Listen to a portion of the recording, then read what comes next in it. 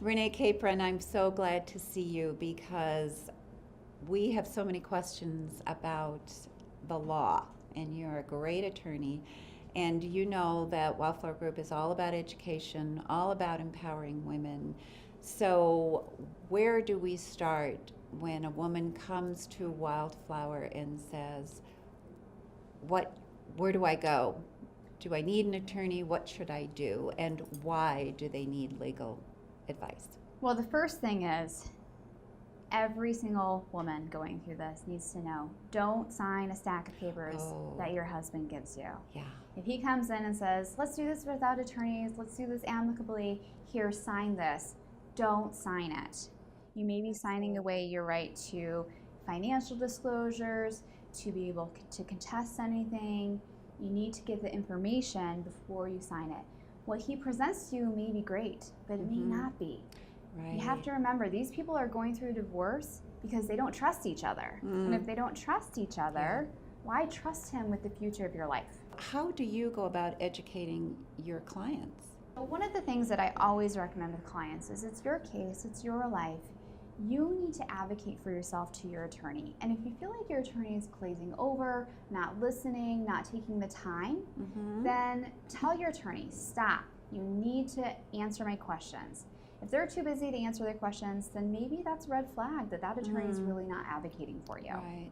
Well, and you mentioned a red flag. I had 5 different attorneys because it just felt like no one was getting this. So how can you, if someone doesn't have the privilege of working with you, is working with another attorney, what are some of those red flags they need to be watching out for? Well, one of the biggest things that I see is you walk into the room on the first consultation and they say, I'm going to get you the world. That's not how it works. If they start out your expectations up here, that's a sign. Your attorney needs to be honest with you, and a lot of that is sometimes giving you really hard news. I tell people bad things all the time. There's a lot of things that happen in their lives that lead up to this circumstance, and clients need to know that. Yeah.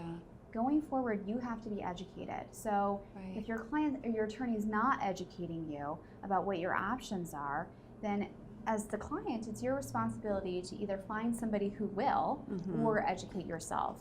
I think that it's critical that clients have a good relationship and feel like they can trust their attorney. Oh, trust is huge. It is, and if that's flailing and they're not doing it, then there's something wrong. Right, and know that they can, if they see or feel these red flags, that they can do something about it. Because we also hear women say, "Oh, you mean I can fire my attorney?" They're so intimidated that doesn't really occur to them. Would you agree with that? Absolutely. Yeah. The client is always the one who's in power. Yeah. The client is always the one who can fire the attorney. Yeah.